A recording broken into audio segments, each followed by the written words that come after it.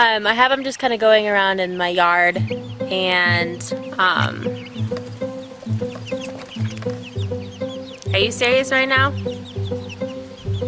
If you poop on my head.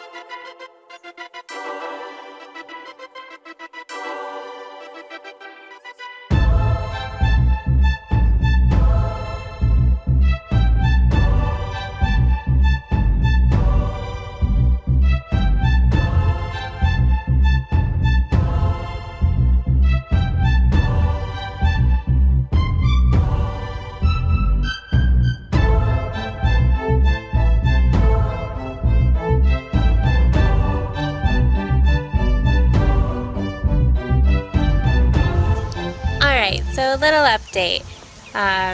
We didn't end up finishing the coop because the life came over and kicked in our front door and stayed for a while. So it ended up getting put back. But I still have my updates for everybody, and I'll go give you an update on the coop as well. So we've had the chicks now. They're about a month old. Let's see if I can get someone to come out of here. Peckerman, come on.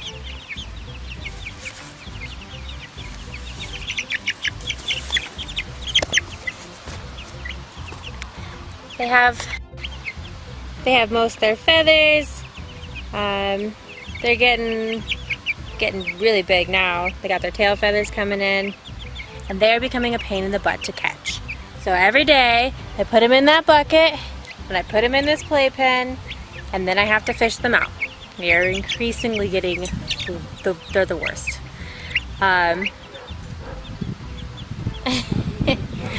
So, they're a month old. They go outside every day unless it's raining or if it's too cold, obviously. And it's really cloudy at the moment, so if the sun doesn't come out here pretty soon, I'm probably going to bring them inside again because I don't want them to get too cold out here. And then what else? I think that's it on the chicks. They're getting too big to be in the brooder. I know it says they should stay in about 6 to 8 weeks, but I'm gonna start putting them outside all day as soon as the coop is done, because they can get out, and then bring them inside at night, just until the rest of their feathers get better. I can't tell if she's trying to get back into the pen or she's just hanging out. So, but otherwise, I've been just putting them in this baby pen, and they just hang out. They just go all around the yard. I have them in my... Why are you doing this, Peckerman? Ow! I have them just kind of going around in my yard, and are you serious right now? If you poop on my head.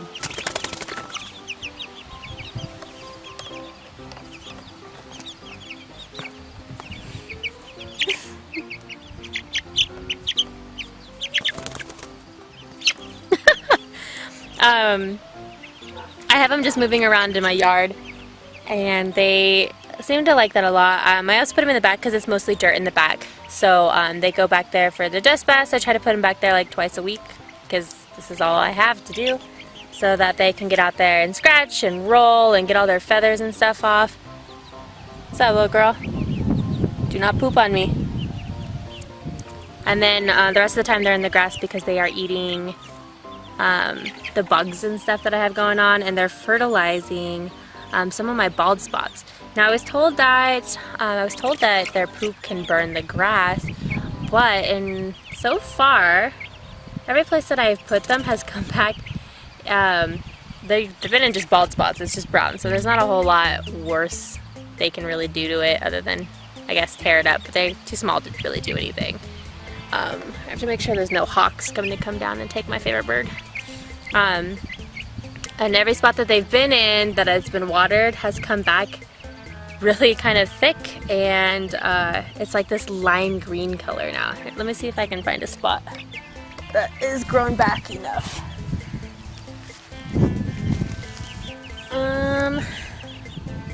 How am I gonna do this with Peckerman on my shoulder? Hold on, little girl. So this right here, let's see if I can show you here. This was all really burned. I don't know if you can, it looked like that. It just had a bunch of holes everywhere. And I've moved them all the way across this little span right here, and it's come back. It still has some spots, obviously, but it's like this lime green color. It's kind of cool. So I kind of have just been moving them along this area right now because it's all pretty much dead, and even this is looking better. So, and then here they are, they're just hanging out, taken away.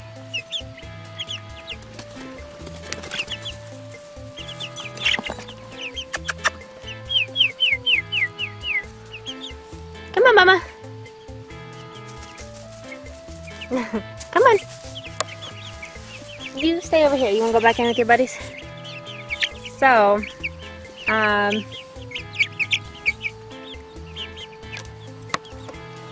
thank goodness that she is so good, because the other ones, if they get out, which I try to let them actually just out and about, yeah, they take off. I have four chickens that they will just run for no reason. They don't stick together, they just scatter. It's really annoying to try to catch them. The rest of them will hang around the bin and they'll all let me pick them up. They don't necessarily come like Peckerman does, but I have 6 of them that will come to pretty much their name. Are you gonna jump back up on my head? Please don't. So I have about 6 of them that will come and they'll stick around, and if I tap the bucket that I've been putting them in, they jump up in there and they'll just put themselves in there ready to go home. The other 7, they're questionable, and like I said, I have 4 that they're the smallest of the group, which is kind of weird. And then I have one of mine she's getting really big, but she runs. She's the worst. She's the worst to get out of the brooder. She's the worst to put in the pen. She's a monster. She's that brown one, the tailing that has blue eggs. Her golden sister, however, is the sweetest little bird. She's not as loving as Peckerman is, but she will come and she'll let you pick her up, and she'll just sit on you and let you pet her. She's the sweetest. So I have to change her name because she's definitely not a Cersei Lannister. So we'll have to figure out a name for her. She's just too nice. What else about the chickens? They go through about, where are you going? They go through about their gallon jug a day now. Before, I could probably fill up that gallon tank a few times, and they, like twice a week really. I rinse it out every day and it would just fill up. Stop pecking. It would just fill up. So now they're going through about a gallon a day, which is really good. obviously that they're drinking water. They are going through quite a bit of food now as well, so probably today I will start them on the fermented feed, just because, man, they're wasting a lot of it.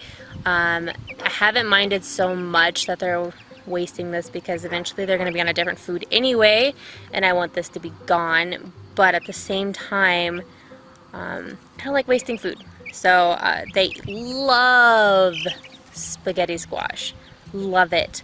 We had a lot of extra from when I cooked a big batch of it, so I made them their own little batch, like a small Ziploc baggie of it, just as a treat. And then they eat whatever the girls don't end up eating at night, and they love it. They go crazy for it. They're not as big of a fan as the zucchini as I wish they were because we have such an abundance of it, but they'll eat it. They'll pretty much eat anything at this point. They eat some tomatoes. Scared me to death when they ate the tomatoes because they had red poops, and I was like, oh no, one of them's sick. And then I put the 2 and 2 together, and I was like, oh, I'm glad I got to panic for a full hour of investigating why my chickens would have bloody looking poops. So they're all fine, they're all thriving, they're all doing great. Just have to be careful when you give them tomatoes. Alright, so I'm gonna put Peckerman back in her little home here with her sisters, and then I'll go show you the coop. Alright, so remember the coop before? It had, the chicken wire was already on it, but it was really saggy. We recorded for quite some time. The wood actually was kind of warped in a couple places, and we couldn't make it square. The biggest problem was that the structure itself wasn't square, and the ground wasn't level, so we spent all this time leveling.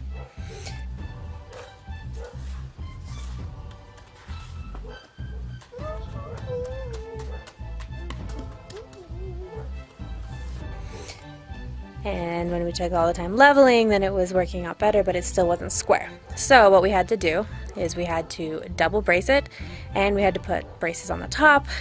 We had to do a lot more stuff to it, so we ended up having to take all of the chicken wire off, all of the stuff that we had done on it off, and basically start from scratch. So that's kind of a hard thing to have such a big step back, but I wanted it done right. And I wanted the chickens to have a place that was going to last a long time, obviously. So my wonderful grandparents came over and helped me and Matt get this place kind of just back in tip-top shape. So, and this is the result. Alright, so this is going to get fixed up today. This is the coop part. It will have a floor and all the doors and stuff put back on it. We just need to take out that second 4x4, this one right here, and then it will be squared up again. We put all these braces in the top so that the structure wouldn't move, because we have really bad microbursts here and the wind will just take this place. So, and then all of these are doubled so that this does not move, the structure does not move.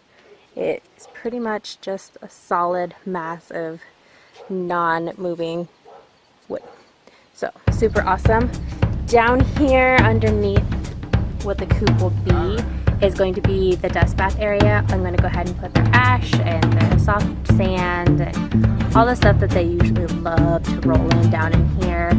You can already see kind of like the powder that's going on, and then it will be a solid backing all the way around on either side, and then this will be the front of the coop, so the chickens will come out on this side coming down, and then we'll have 2 doors here. So when that happens, I will go ahead and update you again on the progress of that, because I believe today we are doing the last of the bracers, the doors, and I believe the chicken wire. So hopefully if we can get the chicken wire up today and or tomorrow, the chicks will at least have the run to go in, and that would be such a big improvement compared to being stuck underneath the playpen, other than the fact that they won't be able to go run around in the grass. But for me to catch them in the bigger pen, it's going to suck a little bit more, but